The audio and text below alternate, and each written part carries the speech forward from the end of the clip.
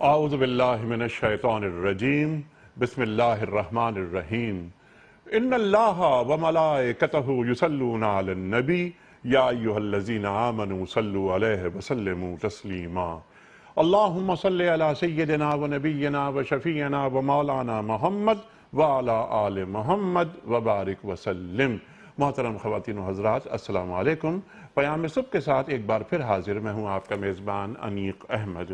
پیام صبح میں مسلسل گفتگو ہو رہی ہے، کئی پروگرامز ہم کر چکے ہیں، قصہ ابلیس و آدم۔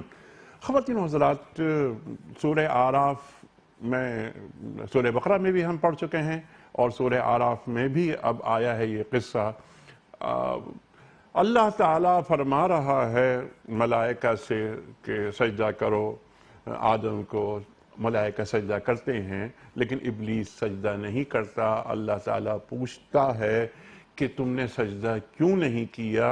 میں آدم سے بہتر ہوں، انا خیر منہ کی بات ہوئی، اور اس کے بعد خلقتنی من نار وخلقتہ من طین، یہ بھی ہم نے بات کروائی کہ اس لیے میں بہتر ہوں کہ مجھے تو نے آگ سے پیدا کیا ہے اور آدم کو مٹی سے پیدا کیا ہے۔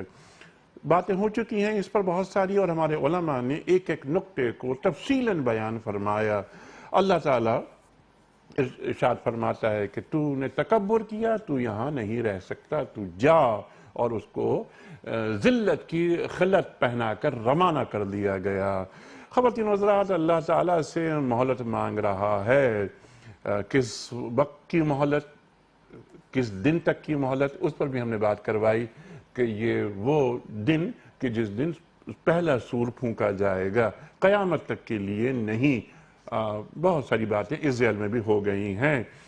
اللہ تعالیٰ کو یہ ایک چیلنج دے رہا ہے کہ میں کیا کروں گا کہ میں تیرے بندوں کو گمراہ کروں گا، میں انہیں ثم لآتینہم من بین ایدیہم ومن خلفہم وعن ایمانہم وعن شمائلہم۔ اس پر بہت ساری گفتگو ہو گئی کہ میں آگے پیچھے دائیں بائیں سے انہیں گمراہ کروں گا، لیکن ہم نے کل بھی بات یہ کروائی تھی اپنے علماء سے کہ فوق اور تحت اس کا ذکر نہیں ہوا، اوپر سے اور نیچے سے کوئی اس کا جو حربہ ہے وہ نہیں چلے گا۔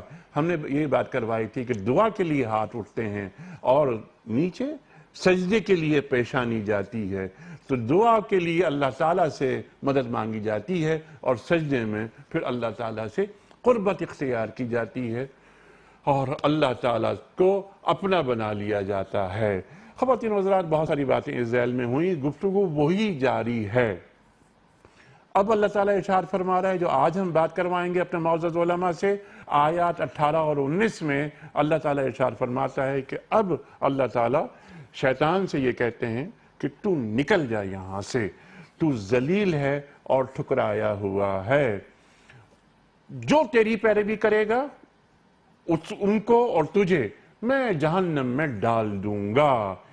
ایک نقطہ یہاں پر ہم یہ بیان کروائیں گے اپنے علماء سے کہ ابلیس کو کہاں سے نکالا جا رہا ہے اور کس طرف نکالا جا رہا ہے۔ کچھ ابلیس پہ بات کروائیں گے اور کچھ ابلیس کی ذریت پر۔ پھر اللہ تعالیٰ ارشاد فرماتا ہے کہ وَيَا آدَمُ اسْكُنْ أَنْتَ وَزَوْجُكَ الْجَنَّةَ فَكُلَا مِنْ حَيْثُ شِئْتُمَا۔ یہاں پر کہ اے آدم، تم اور تمہاری زوجہ، اب یہ حوا کا ذکر آیا۔ یہ حوا کا ذکر پہلے نہیں آیا تھا، یہ حوا کہاں سے آئیں؟ ایک تو ہم یہ پوچھیں گے اپنے معزز علماء سے، اور خواتین و حضرات ایک بات یہ بھی رکھیں گے، ہم چاہیں گے کہ اپنے علماء سے ہم سیکھیں کہ قرآن کریم اس تعلق سے کیا فرما رہا ہے اور بائبل اس تعلق سے کیا فرما رہی ہے، بائبل بھی۔ خواتین و حضرات، تحریف ہوئی، ہم اور آپ جانتے ہیں، وہاں پر حوا کا کردار مسخ کر کے بیان کیا گیا ہے۔ کیا قرآن نعوذ باللہ کیا حوا کے کردار کو مسخ کر سکتا ہے یا عورت کے مقام کو ڈیگریڈ کر سکتا ہے؟ ممکن ہی نہیں۔ بائبل اس تعلق سے کیا کہتی ہے یہ ہمارے علماء ہمیں بتائیں گے۔ اور پھر یہ کہا جا رہا ہے کہ وَلَا تَقْرَبَا هَٰذِهِ الشَّجَرَةَ، اس درخت کے قریب مت جانا۔ وہ درخت کون سا تھا؟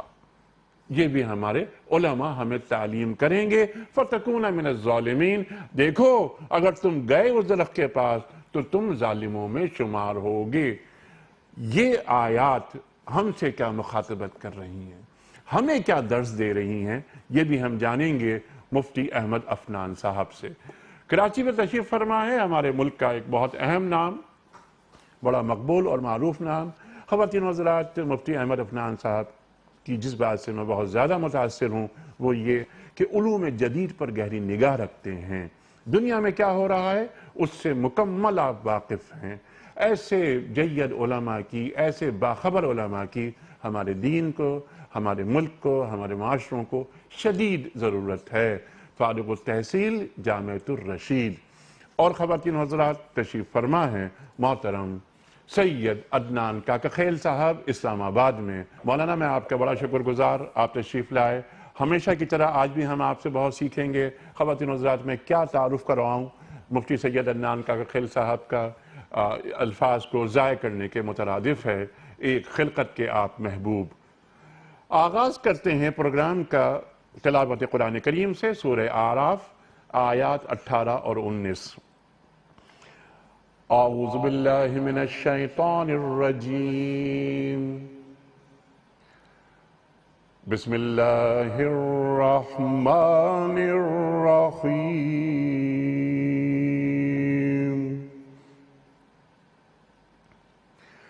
قال اخرج منها مذعوما مدحورا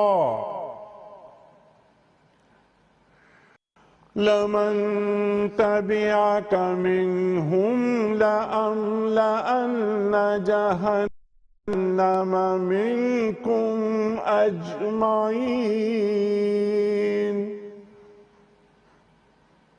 ويا آدم اسكن أنت وزوجك الجنة فكلا من حيث شئتما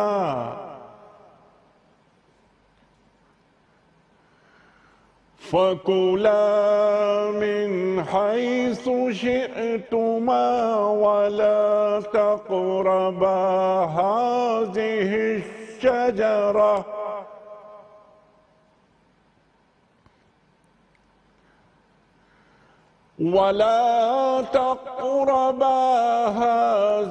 الشجرة فتكونا من الظالمين۔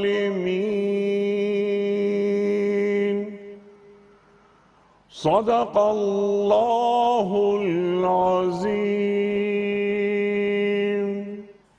فرمایا نکل جا یہاں سے ذلیل اور ٹھکرایا ہوا، یقین رکھ کہ ان میں سے جو تیری پیروی کریں گے تجھ سمیت ان سب سے جہنم کو بھر دوں گا، اور اے آدم تو اور تیری بیوی دونوں اس جنت میں رہو جہاں جس چیز کو تمہارا جی چاہے کھاؤ، مگر اس درخت کے پاس نہ جانا ورنہ ظالموں میں سے ہو جاؤ گے۔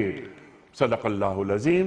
خواتین و حضرات، مفتی سید عدنان کاکا خیل صاحب کی خدمت میں پہلا سوال رکھنے سے قبل کوئز، کل کے پوچھے گئے سوال کا درست جواب اور آج کا سوال۔ کل کا سوال یہ تھا کہ پہلی آذان حضرت بلال حبشی رضی اللہ تعالی عنہ نے دی، اس کی تجویز کس نے دی تھی؟ درست جواب حضرت عمر فاروق رضی اللہ تعالی عنہ نے۔ آج کا سوال نوٹ فرما لیجئے، قرآن کریم کے 30ویں پارے میں کل کتنی سورتیں ہیں؟ 36، 37 یا 38؟ جو درست جواب آپ سمجھتے ہوں روانہ فرمائیے۔ ہمارے فون نمبرز ہیں 0092210303980، ہمارا دوسرا فون نمبر ہے 0092213452709، ہمارا ای میل ایڈریس ہے ps@dunyatv.tv، ہمارا SMS کا نمبر 3031۔ اور خواتین و حضرات، اگر آپ واٹس ایپ کرنا چاہتے ہوں کوئی سوال، کوئی ویڈیو کوئسچن جو رکھیں گے ہم اپنے معزز علماء کی خدمت میں، تو ہمارا واٹس ایپ کا نمبر ہے 009232182500194۔ قبلہ مفتی سید عدنان کاکاخیل صاحب ارشاد فرمائیے کہ یہاں اللہ تعالیٰ جو بات فرما رہا ہے تسلسل کے ساتھ بات آگے بڑھ رہی ہے، اب شیطان کو ذلیل کر کے دھتکارا جا رہا ہے، کہاں سے نکالا جا رہا ہے؟ ارشاد۔ بسم اللہ الرحمن الرحیم والصلاة والسلام علی سید الانبیاء والمرسلین۔ یہ قصہ دوسری دفعہ آ رہا ہے اور ابھی 6 دفعہ یہ قرآن پاک میں مختلف پیرائے میں دوبارہ بار بار ذکر کیا جائے گا انشاءاللہ آگے جا کر۔ اور ناظرین کو یاد ہوگا کہ اس پر گفتگو ہوئی تھی ہماری سورہ بقرہ میں، وَإِذْ قَالَ رَبُّكَ لِلْمَلَائِكَةِ إِنِّي جَاعِلٌ فِي الْأَرْضِ خلیفہ کے ذیل میں، تو وہاں پر بھی انسان کی تخلیق اور مقصد تخلیق اور اس کی ابتدا اور اللہ جل شانہ کے ارادے اور پھر اس ارادے کی تنفیذ کے فوراً بعد آدم و حوا کا یہ قصہ ہے۔ اور یہاں پر بھی جو گفتگو وَلَقَدْ خَلَقْنَاكُمْ ثُمَّ صَوَّرْنَاكُمْ ثُمَّ قُلْنَا لِلْمَلَائِكَةِ اسْجُدُوا لِآدَمَ، تو یہاں پر بھی وہی اسی ترتیب کے ساتھ اس بات کو ذکر کیا گیا ہے۔ باقی باتیں جس طرح آپ نے انٹرو میں بتایا کہ اس کے بارے میں تفصیل سے انشاءاللہ یقیناً ہو چکی ہوں گی، ہمارے پیش نظر آج اس کی آیت نمبر 118 اور 119 ہے، جس میں پہلی آیت کے اندر اللہ جل شانہ کا کلام ہے اور اللہ تعالیٰ کا غصہ ہے اور اس کی پھٹکار ہے شیطان کی طرف، اور اس کو کہا جا رہا ہے کہ قَالَ اخْرُجْ مِنْهَا مَذْءُومًا مَدْحُورًا، کہ تم نکلو اس جنت میں سے بڑے برے حال میں اور مردود ہو کر باہر نکلو جنت سے۔ انہی آیات کے پیچھے 2 دفعہ پہلے بھی یہ بات کہی جا چکی ہے، گویا یہ اس کی تکرار ہے تیسری دفعہ۔ قَالَ فَاهْبِطْ مِنْهَا فَمَا يَكُونُ لَكَ أَن تَتَكَبَّرَ فِيهَا، یہ بھی کہا گیا۔ پھر فَخْرُجْ إِنَّكَ مِنَ الصَّاغِرِينَ دوسری دفعہ کہا گیا، ایک دفعہ اترنے کا کہا گیا اور دوسری دفعہ نکلنے کا کہا گیا، یہ اسی پچھلی 2 آیتوں کے اندر 1-2 آیتیں بھی چھوڑ کر۔ اس کے بعد پھر تیسری دفعہ گویا کہا جا رہا ہے کہ قَالَ اخْرُجْ مِنْهَا مَذْءُومًا مَدْحُورًا۔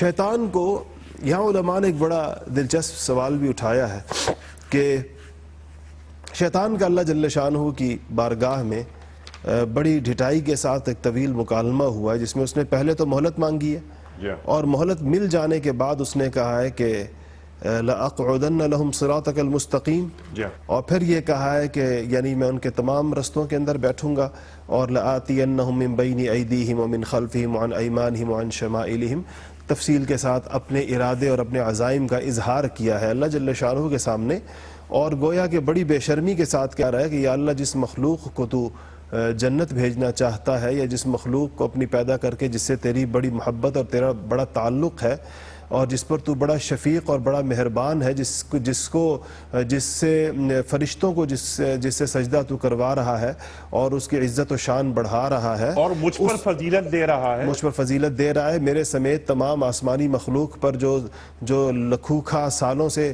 تجھے سجدہ ریز ہیں اور تیری عبادت مشغول ہیں، ان سب پر ان کو فضیلت دے رہا ہے، میرا ان کے ساتھ یہ کرنے کا ارادہ ہے۔ تو علماء نے لکھا ہے کہ اللہ کی بارگاہ میں اللہ تعالیٰ کی جلالت شان کے سامنے، اللہ تعالیٰ کے تقدس اور کبریائی کے سامنے، پھر ایک عام دنیا میں انسان جب کسی بڑے آدمی کے دربار میں کھڑا ہوتا ہے، چاہے وہ دنیاوی اعتبار سے بڑا ہو یا دینی اعتبار سے بڑا ہو، تو قدرتاً ایک رعب ہوتا ہے انسان کے دل پر۔ بادشاہوں کے درباروں میں بعض اوقات سفراء کی زبانیں نہیں کھلتی ہیں، اور اسی طرح بڑی شخصیات کے سامنے چھوٹوں سے بسا اوقات بولا نہیں جاتا۔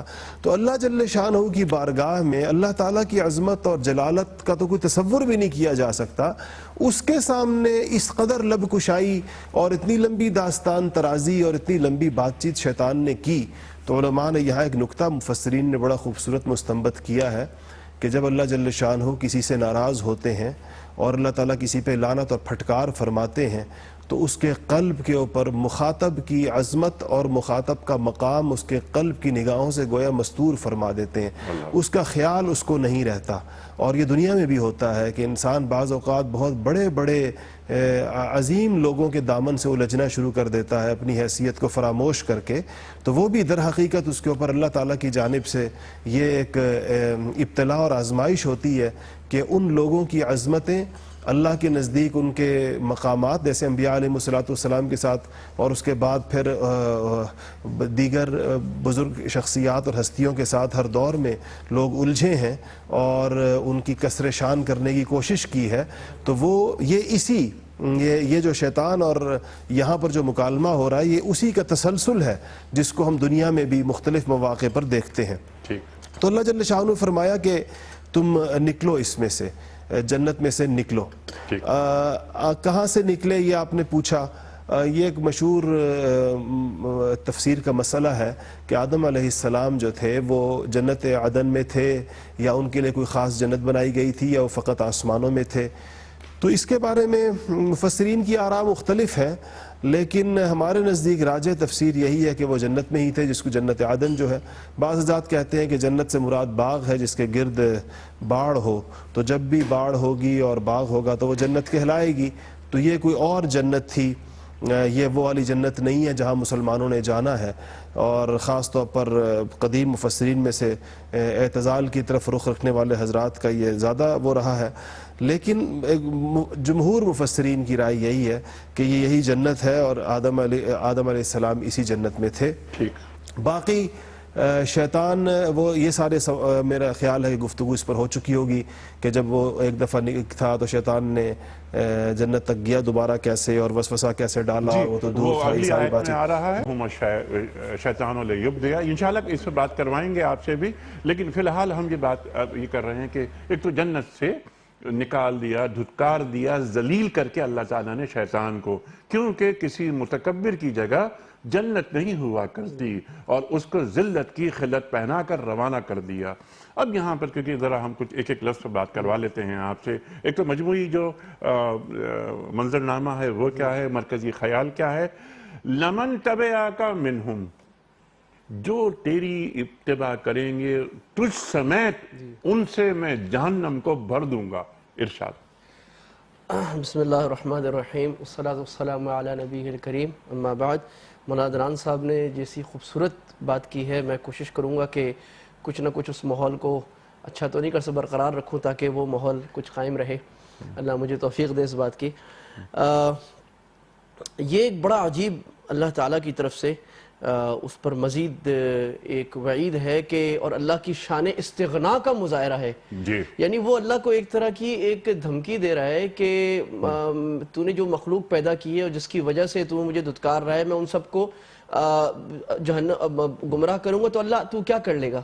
گویا کہ اللہ کو تو اللہ یہ بتا رہے ہیں کہ اللہ تو غنی ہے، اللہ صمد ہے، ساری دنیا کو بھی جہنم میں ڈال دے، اللہ کی عظمت میں کوئی کمی نہیں آتی، اللہ کی شان میں کوئی کمی نہیں آتی، شیطان اس کی پرواہ نہ کر.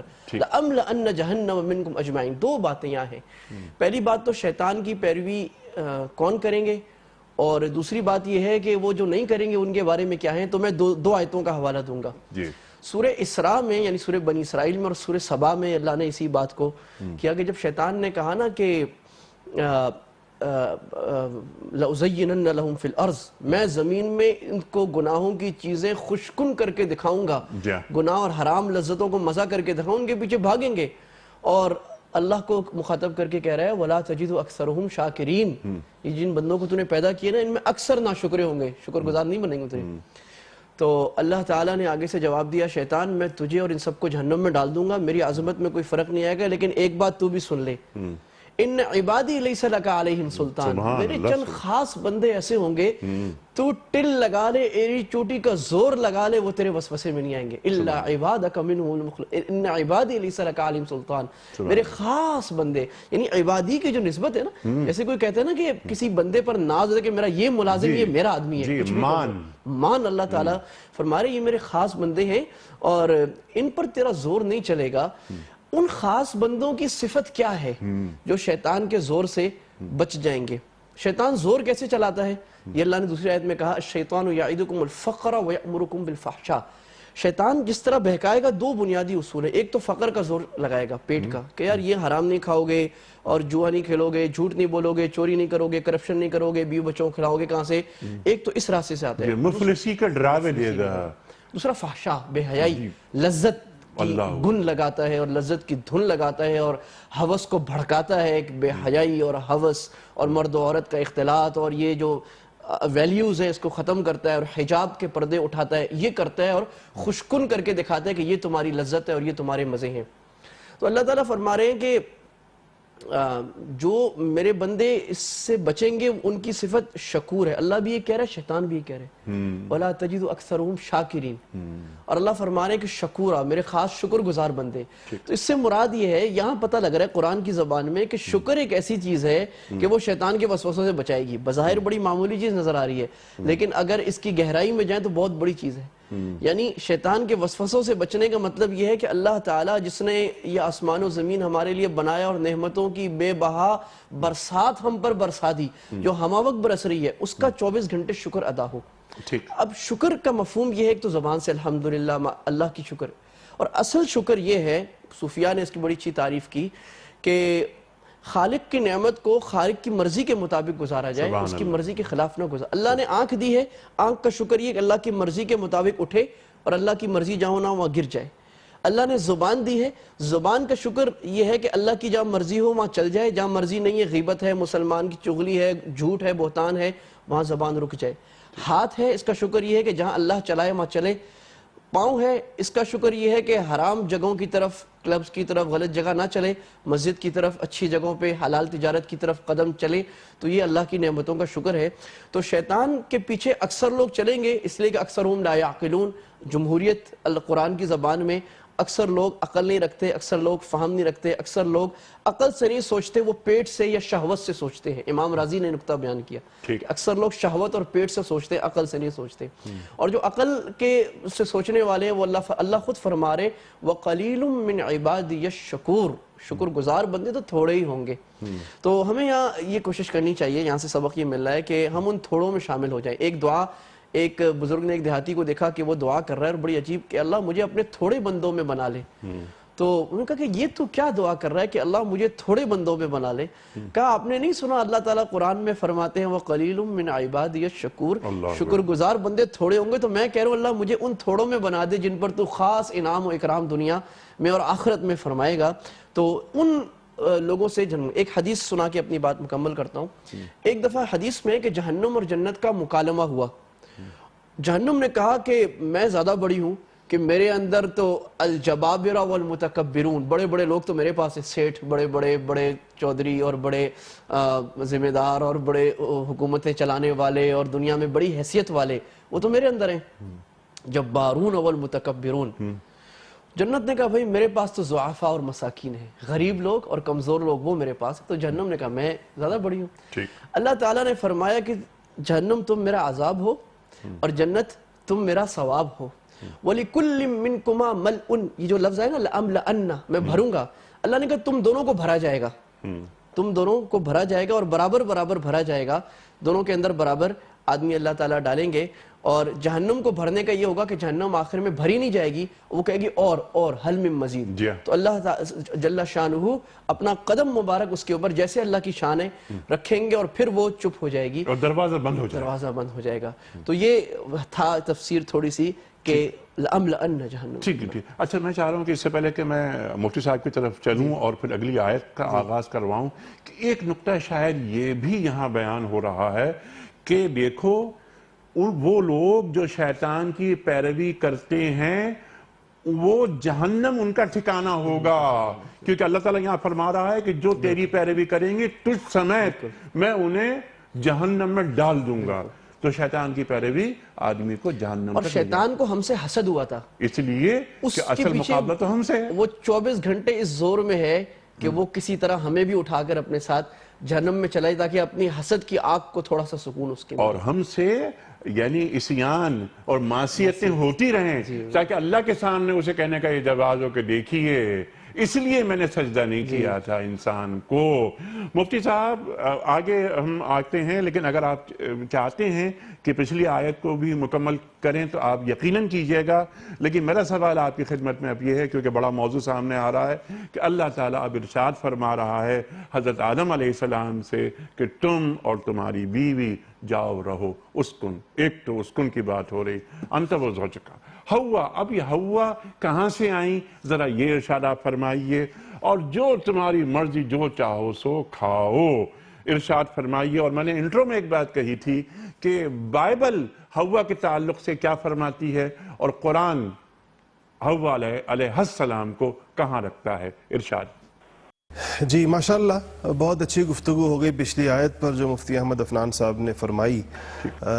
ایک نقطے کی طرف چھوٹا سا اشارہ کرتے ہوئے ہم دوسری آیت کی طرف بات کریں گے کہ وَلَا تَجِدُ أَكْثَرَهُمْ شَاكِرِينَ کے بعد یعنی شیطان نے اکثریت کو ناشکرا اور نافرمان بنانے کا دعویٰ کیا، اور اللہ تعالیٰ نے لَأَمْلَأَنَّ جَهَنَّمَ مِنْكُمْ أَجْمَعِينَ کہہ کر گویا یہ فرمایا کہ اگر تمہارے لشکر جنود الشیطان تمہارے ماننے والے جس قدر بھی کثیر ہو جائیں تو زمین پر جو اللہ تعالیٰ کی جو خلفاء ہوں گے جن کے لیے اللہ جل شانہ نے جن کے عبادت اور طاعت کے لیے گویا یہ سارا نظام بنایا ہے، وہ کبھی بھی اس شیطانی لشکروں کی کثرت سے مغلوب نہیں ہوں گے، چاہے تعداد زیادہ ہو جائے ان کی.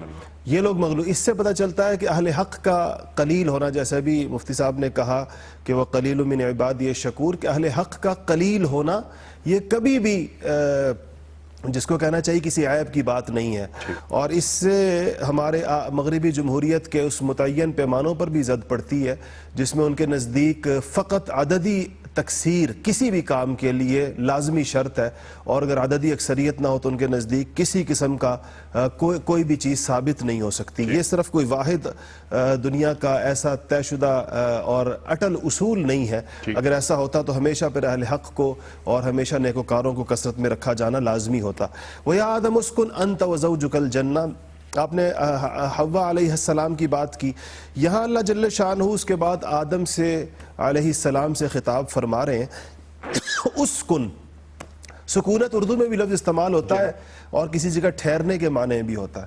قرآن پاک نے بیویوں کو باعث سکون قرار دیا ہے، اور وہ بھی اس لفظ کا مادہ بھی یہی سکون ہی ہے جو یہاں پر موجود ہے کہ اسکن انت وزوجک الجنہ. آدم علیہ السلام کے لیے آرام کی اور راحت کی تمام چیزوں کا جب تذکرہ کیا جانے لگا تو بیوی کا ذکر آ گیا. آپ نے پوچھا ابھی تک حوا کا ذکر نہیں تھا، اب وہ آ گئیں، تو یہ بالکل جگہ آ گئی تھی ان کے ذکر کرنے کی، کیونکہ آدم علیہ السلام پر نعمتوں کے اتمام کا بیان ہو رہا ہے اور بتایا جا رہا ہے کہ آپ کے لیے تمام راحت کی اور تمام آسانیوں کی اور تمام فرحت کے تمام اسباب مہیا ہیں. تو وہاں پر حوا علیہ السلام کا ذکر بھی آ گیا. اس سے پتہ چلتا ہے کہ فطرت انسانی میں اللہ جل شانہ نے خواتین یا مستورات کے بغیر کسی انسان کے سکون کے اتمام کو بیان نہیں فرمایا، بلکہ سکون تبھی پورا ہوگا اور سکونت تبھی سکونت کہلائے گی اور نعمتیں تبھی پوری ہوں گی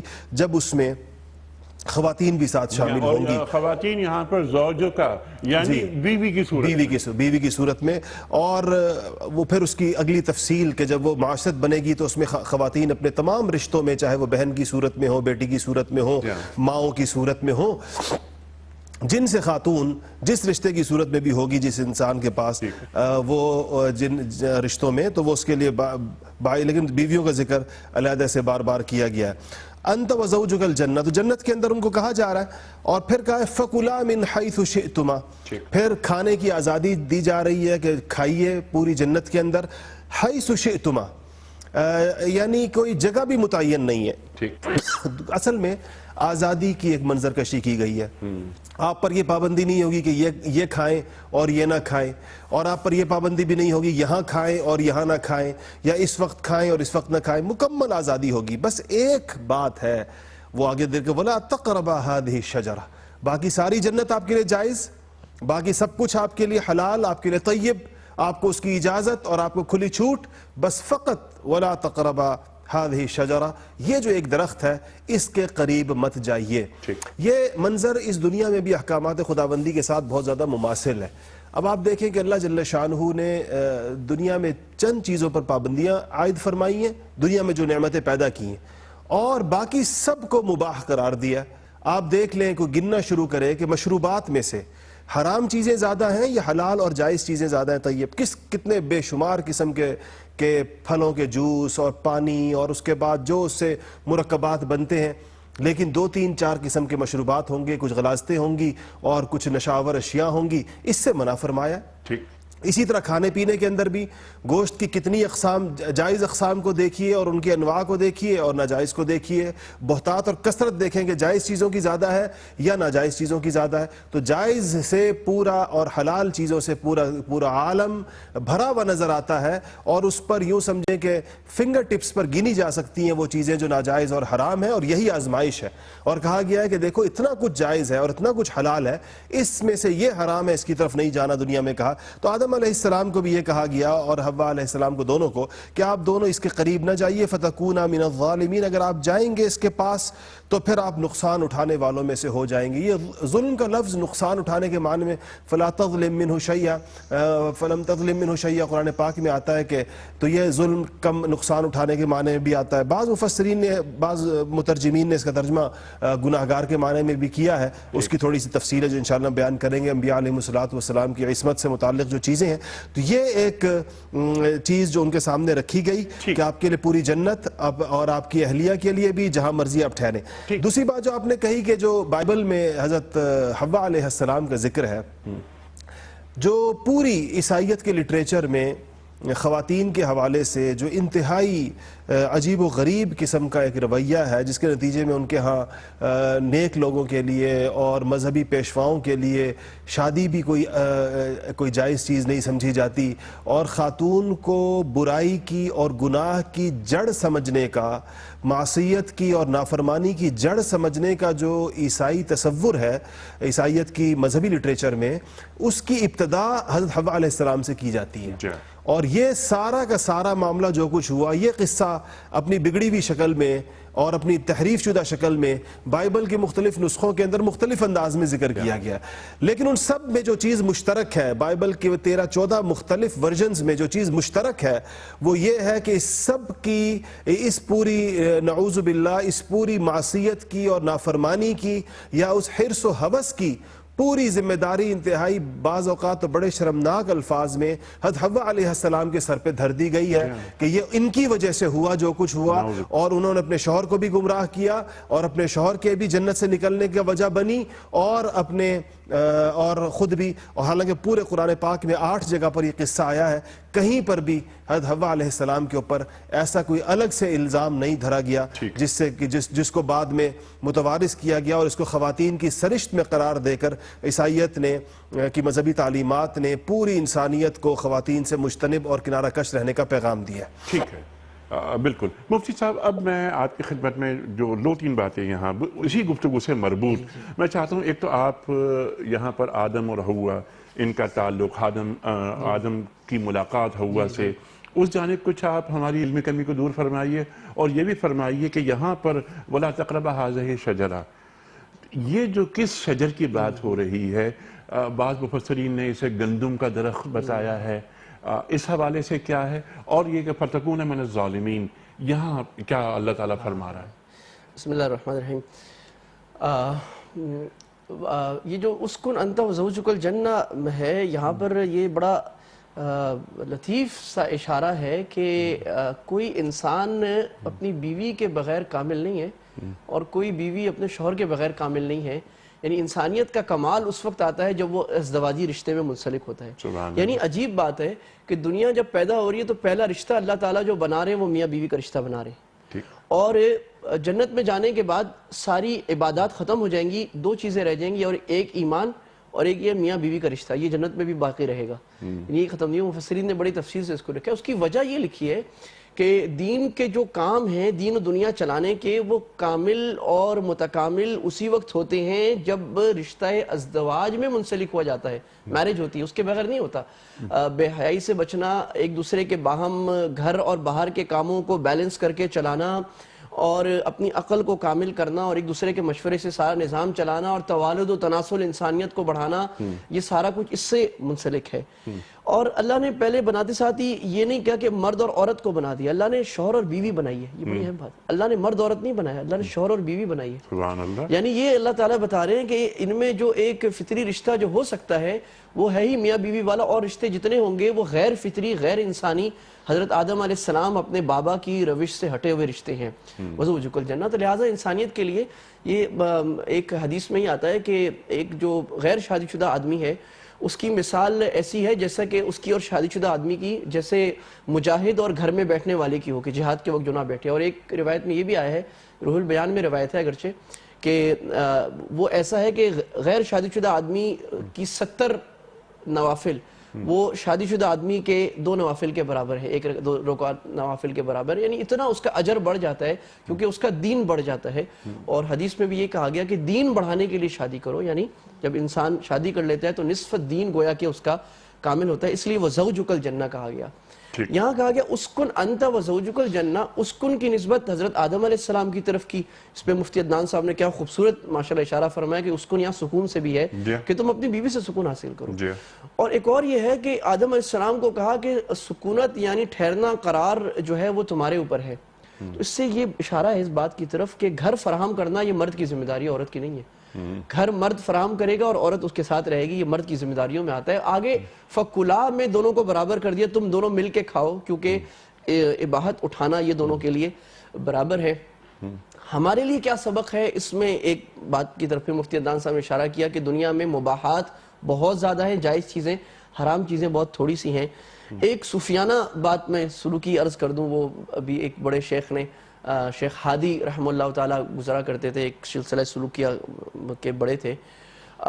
وہ فرمایا کرتے تھے کہ دیکھو یہ ہمارا دل جو ہے یہ بھی آدم ہے ایک, اور اس دل کو یہ کہا گیا انت یہ جنت میں رہو. تو دنیا میں جنت جو ہے وہ اللہ کی معرفت ہے, اللہ کی یاد, اللہ کی محبت. وَكُلَا مِنْ حَيْثُ شِئْتُمَا, جو چیزیں اللہ کی یاد بڑھاتی ہیں, جنت کا تذکرہ بڑھاتی ہیں, اللہ سے قریب لاتی ہیں, وہ جنت ہے, وہ اس کے میوے ہیں. تو دل کے میووں کو دنیا میں کھلاؤ, ذکر کرو, تلاوت کرو, لوگوں کی خدمت کرو, اچھے کام کرو, اچھے بول بولو, یہ جنت ہے اور جنت کے میوے کھانا ہے. وَلَا تَقْرَبَا هَذِهِ الشَّجَرَةَ, بس اس دل کو, اس آدم دل والے آدم کو کہا ہے کہ ایک چیز سے بچ جانا, وہ اللہ کی مخالفت ہے. اللہ کی مخالفت سے بچتے رہو, باقی جو میوے تم نے کھانے مزے مزے کے, وہ کسی میں کون سی حلاوت ہے, تلاوت میں الگ حلاوت ہے, ذکر میں الگ مٹھاس ہے, نماز میں الگ مٹھاس ہے, خدمت خلق میں ایک الگ قسم کا لطف اور مزہ ہے, بس یہ کرتے رہو. اللہ کی مخالفت کو یہاں پر اگر ہم بالکل سیدھے سادے الفاظ میں بیان کر دیں کہ اللہ کی نافرمانی سے بچتے رہو, اور الا بذکر اللہ تطمئن القلوب, جیسا آپ نے فرمایا کہ دل کو یعنی جنت بنا لو. دل جنت کیسے بنتا ہے؟ اطمینان حاصل کرنے کے بعد. اطمینان حاصل ہوتا ہے ذکر خداوندی کے بعد. ٹھیک ہے مفتی صاحب, اب یہاں جو 2-3 میں نے باتیں آپ سے پوچھنا میں چاہ رہا ہوں اپنی علمی کمی کو دور کرنے کے لیے. ایک تو میں چاہتا ہوں ذرا ہوا کے حوالے سے آپ بات فرمائیے کہ کچھ تو بات فرمائی مفتی عدنان کاخیل صاحب نے کہ ہوا کو ڈیگریڈ کرتی ہے بائبل, یعنی تحریف. اصلاً جو بائبل ہے وہاں تو نہیں ہوتا, ظاہر ہے. انہوں نے بڑا کہ تمام گناہوں کا جو پیش خیمہ ہے یا بنیاد ہے وہ عورت کا وجود ہے. یہ کیسے ہو سکتا ہے؟ آپ تو بات کر رہے تھے کہ سکون, زوج, پہلا رشتہ یہ, ہن لباس لکم وانتم لباس لہن, تم ان کا لباس ہو اور تمہاری بیویاں تمہارا لباس ہیں. قرآن تو یہ فرما رہا ہے ارشاد.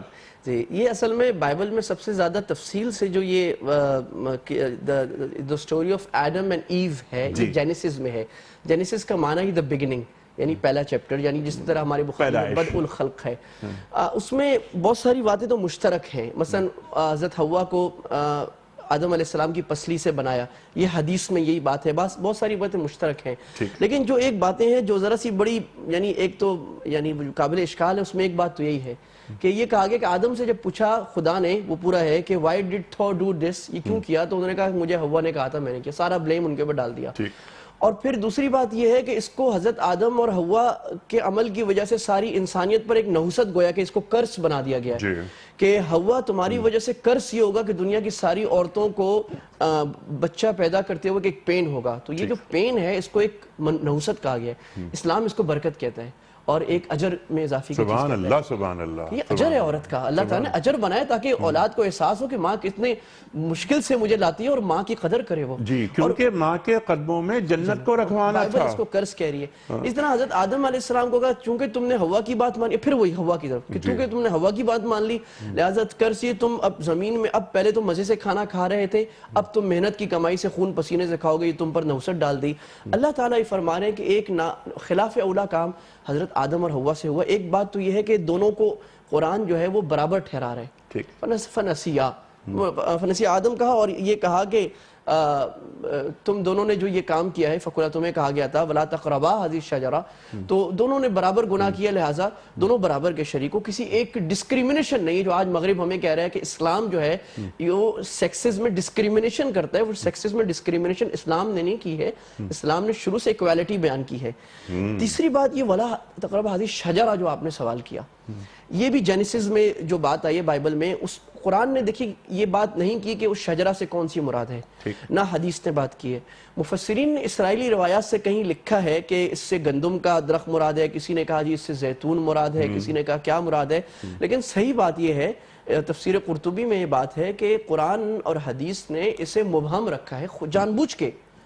اس کی کیا وجہ ہے؟ اس کی وجہ یہ ہے کہ بھائی اللہ تعالیٰ جس چیز کو منع کر دے وہ منع ہے، اس کی حکمت سمجھ میں آئے نہ آئے. اللہ گندم کو منع کر دے، اللہ پیاز منع کر دے، اللہ شراب منع کر دے، اللہ حلوہ منع کر دے. اللہ کا حکم اصل چیز ہے، بس سمعنا واطعنا مان دے. بس ایک درخت تھا، اب تمہیں جس درخت سے منع کیا جا رہا ہے تم نے اس سے رکنا ہے. وجہ سبحان اللہ سبحان اللہ. بائبل یہ کہہ رہی ہے کہ that was the tree of knowledge of good and bad.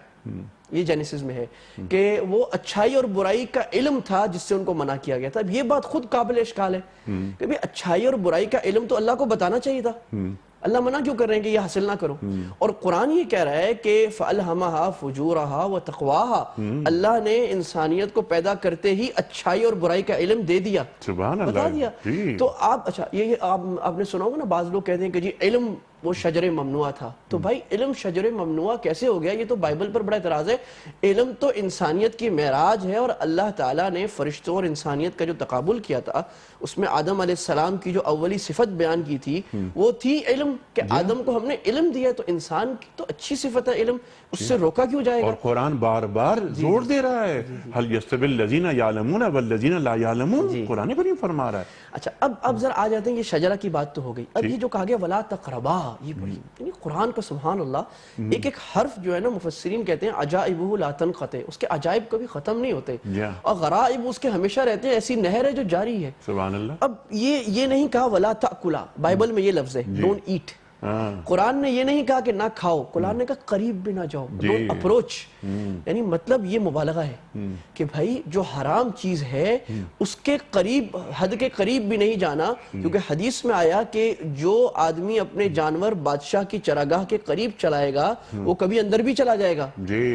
تو یہ جو حدود ہیں، یعنی مثلا اللہ زنا ہے، اب زنا کی حدود سے روک دیا. یعنی پردے کا حکم کیوں ہے بھئی؟ کیوں؟ اسی کے زنا کی حدود ہے، اس سے روک دیا.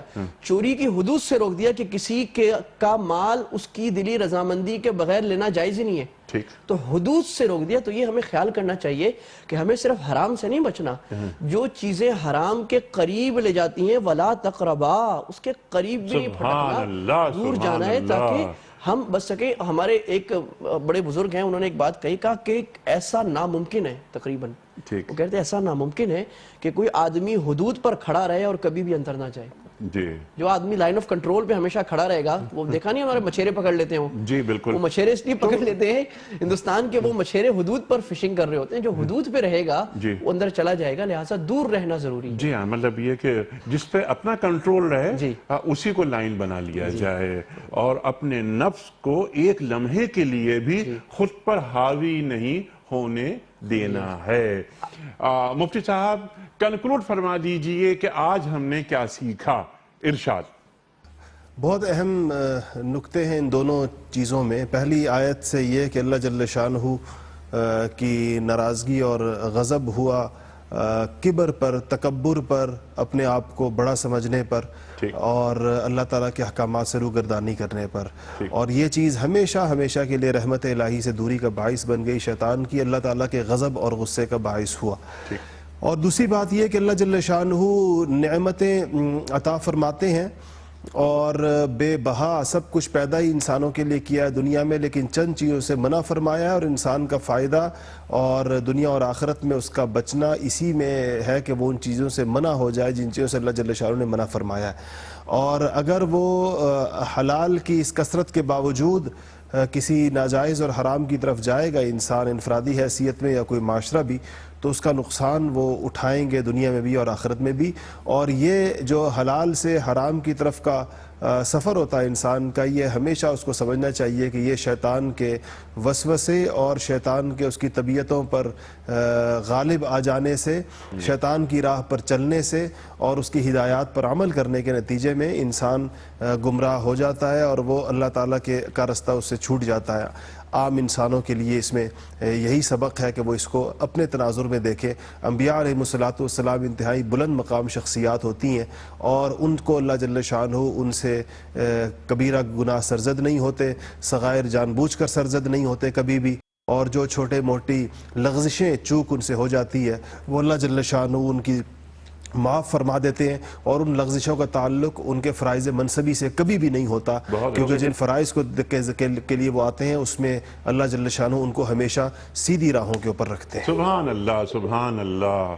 اور ایک آپ ہی کی اجازت سے آپ ہی کی بات کو آگے بڑھاتے ہوئے پروگرام اس پہ ختم کرتے ہیں, اور یہ آیات آ رہی ہیں آگے کہ اگر کبھی کوئی نسیان کے حوالے سے یا کوئی اجتہادی غلطی کسی نبی سے سرزد ہوتی ہے تو وہ نبی تو معصوم ہوتا ہے, وہ انسانیت کو تعلیم کرنا ہوتا ہے کہ جب بھی دیکھو کوئی غلطی کرو تو کوئی تعویل نہیں پیدا کرنا, کوئی جواز نہیں ڈھونڈنا, بس یہ عرض کر دینا اپنی پیشانی اللہ کے سامنے ٹیک کر کہ ربنا ظلمنا انفسنا وَإِن لَمْ تَغْفِرْ لَنَا وَتَرْحَمْنَا لَنَكُونَنَّ مِنَ الْخَاسِرِينَ.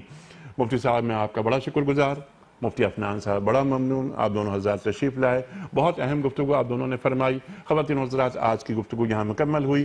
کل کے پروگرام میں انشاءاللہ ہم بات کروائیں گے کہ یہ شیطان وسوسہ ڈالنے میں کامیاب کیسے ہوا. جس لا تقربا ہذہ شجرہ پہ بات فرمائی مفتی صاحب نے بہت ہی عمدہ, کہ وہ تو تقربا قریب تک نہ جاؤ تو پھر اس شجر کو کیسے کھایا گیا, اور پھر شیطان نے جو سطر کھلوا دیے, اظہار کیسے ہوا, اور پھر شیطان نے کس طرح کے سبز خواب دکھائے, کیسی کیسی باتیں ہوئیں. اللہ تعالیٰ تمہیں فرشتہ بنانا چاہ رہا ہے, پھر خلود کی بات ہو رہی ہے. سوال یہ بھی رکھیں گے ہم کہ فرشتہ بنانا چاہ رہا ہے, فرشتہ تو آدم کو سجدہ کر رہا تھا, تو آدم کیا وہ پھل کھانے کے بعد فرشتہ بننا چاہ رہے تھے, یا کوئی اور وجہ ہے جو ہمارے علماء ہمیں بتائیں گے. پھر اللہ تعالیٰ کا نام لے کر کیوں شیطان کو قسم کھانے کی ضرورت پڑی, وہ کیوں اپنی بات پر یقین دلوانا چاہ رہا تھا, اور کیا بدی کو پیش کرتے ہوئے خوبصورت بنانے کی ضرورت ہوتی ہے تاکہ اسے قبولیت حاصل ہو جائے. یہ بھی ہم انشاءاللہ کل رکھیں گے. کوئز, کل کا سوال یہ تھا کہ پہلی آذان حضرت بلال حبشی نے دی رضی اللہ تعالی عنہ, اس کی تجویز کس نے دی تھی؟ صحیح جواب حضرت عمر فاروق رضی اللہ تعالی عنہ نے. آج کا سوال نوٹ. قرآن کریم کے 30ویں پارے میں کل کتنی سورتیں ہیں؟ 36, 37 یا 38؟ جو درست جواب آپ سمجھتے ہوں روانہ فرمائیے. ہمارے فون نمبرز ہیں 009221343000980. ہمارا دوسرا فون نمبر ہے 0092213452709.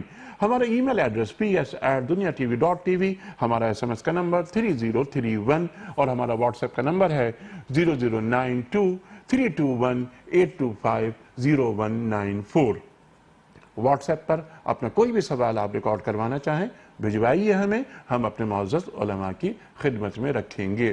قبلہ ایک پرچی نکال کر آپ اعلان فرما دیجئے کہ کوئی اس کا صحیح جواب بتانے کے صلے میں ہم کن صاحب یا صاحبہ کی خدمت میں تحفہ روانہ کر رہے ہیں. کون ہے آج کے ونر؟ جی یہ محترمہ شہزادی فضل صاحبہ لاہور سے. شہزادی فضل صاحبہ لاہور سے آپ کی خدمت میں دینی کتب پر مشتمل گفٹ ہیمپر روانہ کیا جا رہا ہے. آپ کو بہت مبارک. اختتام ہوتا ہے پیام صبح کا روزانہ ایک قول پر, اور وہ قول ہوتا ہے صاحب نہج البلاغہ امیر المومنین حضرت علی مرتضیٰ کرم اللہ وجہہ کا. آپ فرماتے ہیں کہ سب سے زیادہ عاجز اور لاچار وہ شخص ہے جو دوست بنانے کے بعد اسے چھوڑ دے. سب سے زیادہ عاجز اور لاچار وہ شخص ہے جو دوست بنانے کے بعد اسے چھوڑ دے. اللہ اکبر. کل تک کے لیے اپنے میزبان انیق احمد کو اجازت. خدا حافظ.